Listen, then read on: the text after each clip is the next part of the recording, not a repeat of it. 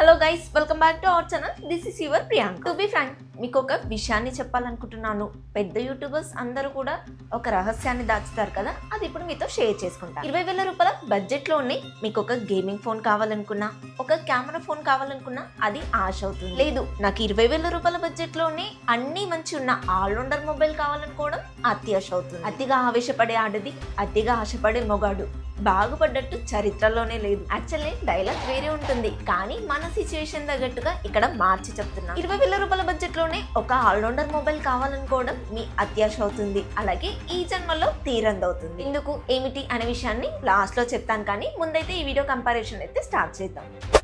Basically ఈ రెండు mobiles నేను ఎందుకు సెలెక్ట్ చేశానంటే, రెండు మొబైల్స్ కూడా 17,000 18,000 అలా వస్తున్నాయి విత్ కార్డ్ ఆఫర్స్ తోటి. అండ్ చాలా మంది కూడా ఈ రెండు మొబైల్స్ మీద ఎక్కువగా ఇంట్రెస్ట్ చూపిస్తున్నారు. అండ్ రీసెంట్ టైంలో కూడా 20,000 రూపీస్ బడ్జెట్ లో ఏ మొబైల్ బెటర్ అని కూడా అడుగుతున్నారు. దీని ద్వారా మీకు 3 విషయాలు అయితే కన్ఫర్మ్ అవుతాయి. 20,000 రూపీస్ బడ్జెట్ లో ఒక బెస్ట్ మొబైల్ దొరుకుతుంది. ఈ రెండు మొబైల్స్ లో ఏ మొబైల్ ఎవరికి బాగుంటుందనే విషయం కూడా మీకు అర్థమవుతుంది. ఇవి వచ్చేసి 19,500కి అయితే లాంచ్ చేశారు విత్ కార్డ్ ఆఫర్స్ తోటి. 17,499కి అయితే ప్రెసెంట్ ఫ్లిప్కార్ట్ లో దొరుకుతుంది. మోటో విషయానికి వస్తే 17,999కి అయితే లాంచ్ చేశారు. 16,999కి అయితే కార్డ్ ఆఫర్ లో సేల్ చేస్తున్నారు.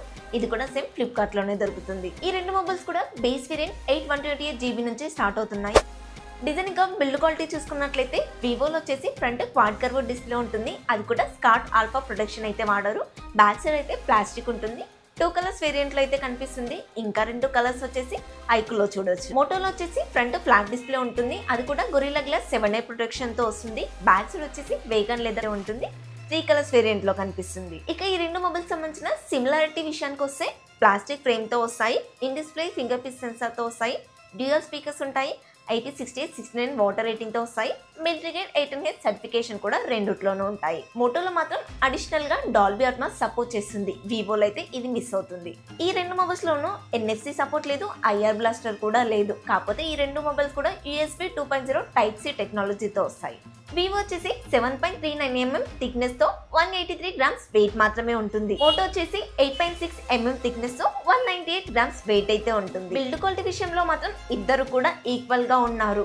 డిజైన్ పరంగా మాత్రం చాయిస్ మీదండి. నాకు నచ్చిన డిజైన్ మీకు నచ్చకపోతుండొచ్చు కదా. మీకు ఇక్కడ క్వాడ్ కర్వ్ డిస్ప్లే ఉండాలి, మొబైల్ స్లిమ్ గా ఉండాలి అనుకుంటే వివోకి ఒక పాయింట్ ఇవ్వచ్చు. లేదు, నాకు ఫ్లాట్ డిస్ప్లేనే ఇంపార్టెంట్ అనుకుంటే కనుక మోటోకి ఇక్కడ పాయింట్ ఇవ్వాల్సి వస్తుంది.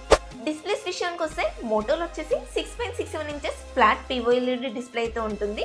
దీని వీళ్ళు సూపర్ హెచ్డి డిస్ప్లే అని కూడా పిలుస్తున్నారు.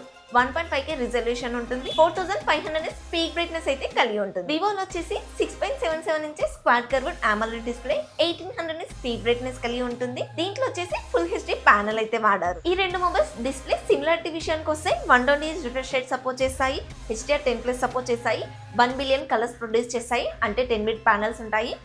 1/11 సపోర్ట్ ఉంటుంది కాబట్టి రెండిట్లోనూ OTT కంటెంట్ ఫుల్ హెచ్డీలో చూడొచ్చు. అవుట్డోర్ కండిషన్ లోకి వెళ్ళామనుకోండి, మన మొబైల్లో హై బ్రైట్నెస్ మాత్రమే ఉంటుంది. వివోలో వచ్చేసి 1300 హై బ్రైట్నెస్ సపోర్ట్ చేస్తే, మోటోలో వచ్చేసి 1400 హై బ్రైట్నెస్ సపోర్ట్ చేస్తుంది. డైరెక్ట్ సన్లైట్ కండిషన్ లో మాత్రం మోటో ఇక్కడ కాస్త బెటర్ గా ఉంది. ఈ రెండు మొబైల్స్ లో కేవలం వివోలో మాత్రమే నెట్ఫ్లిక్స్ కూడా HDR కంటెంట్ లో చూడొచ్చు. డిస్ప్లే విషయంలో చూసుకున్నట్లయితే రిజల్యూషన్ ఇంకా బ్రైట్నెస్ పరంగా మోటోకి ఒక పాయింట్ ఇవ్వచ్చు. ఈ వీడియో ఇక్కడి వరకు చూసారంటే మన కంటెంట్ మీకు నచ్చిందని అనుకుంటున్నాను.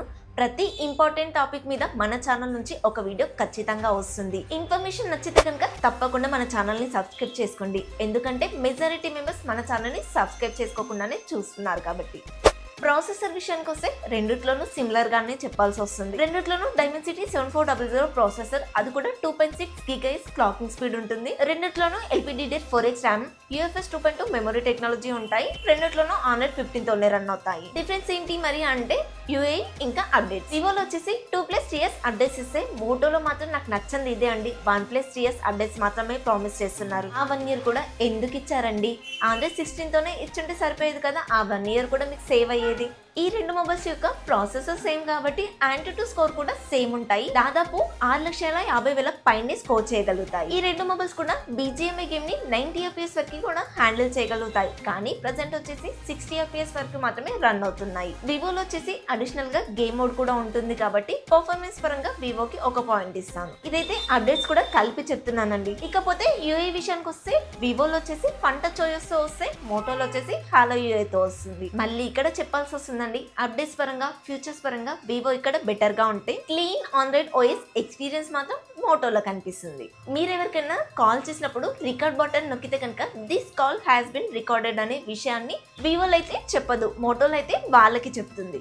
వివోలో వచ్చేసి 8 5G బ్యాండ్స్ ఉంటే మోటోలో వచ్చేసి 11 5G బ్యాండ్స్ ఉన్నాయి. నేను హైదరాబాద్ లో ఉంటాను, నా దగ్గర ఉన్న ఫోన్స్ లో కేవలం 2 5G బ్యాండ్స్ ఉన్నాయి. అయినా నిరంతరంగా 5G అయితే వాడుకుంటున్నాను. 5G బ్యాండ్స్ ఎక్కువ ఉన్నంత మాత్రాన అన్ని వేళల్లో యూజ్ అవుతుందని అనుకొని మొబైల్ తీసుకోవడం మాత్రం కరెక్ట్ కాదు. కెమెరాస్ విషయానికి వస్తే వివోలో back side dual camera setup అయితే ఇస్తున్నారు. 50+2 MP మెయిన్ కెమెరా వచ్చేసి సోనీ MX882 సెన్సార్ వాడితే సెకండరీ కెమెరా మాత్రం డెప్త్ సెన్సార్. ఫ్రంట్ వచ్చేసి 32 MP కెమెరా అయితే వాడుతున్నారు. ఫ్రంట్ అండ్ బ్యాక్ రెండింటి నుంచి కూడా మాక్సిమం 4K 30 fps వరకు వీడియో రికార్డ్ చేయొచ్చు. మోటో విషయానికి వస్తే సేమ్ అండి. బ్యాక్ సైడ్ వచ్చేసి డ్యూయల్ కెమెరా సెటప్ ఇస్తున్నారు. 50+8 MP మెయిన్ కెమెరా వచ్చేసి సోనీ LVT600 సెన్సార్ అయితే వాడుతున్నారు.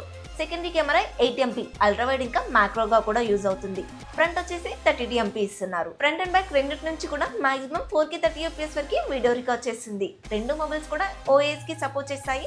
మోటో మాత్రం ఫ్రంట్ కెమెరా EOS 2.0 టెక్నాలజీతో వస్తుంది. మీరు ఎక్కువగా అల్ట్రా వైడ్ లో ఫోటోస్ దిగుతాను, మ్యాక్రో కూడా యూజ్ చేస్తాను అనుకుంటే మోటో ఇక్కడ బెస్ట్ అవుతుంది. ఒక పాయింట్ ఇవ్వచ్చు. అలాంటి అమ్మాయిలందరూ కూడా బ్యూటీ మోడ్ ఎక్కువగా ఇష్టపడతారు కాబట్టి వివోలో బ్యూటీ మోడ్ ఎక్కువగా ఉంది, దీనికి ఒక పాయింట్ ఇస్తాను. కెమెరా విషయంలో ఎవరు తక్కువ ఏం కాదండి. బ్యాటరీ విషయానికి వస్తే వివోలో వచ్చేసి 5700 mAh battery, 44W fast charger, అది కూడా బాక్స్ లోనే ఇస్తున్నారు.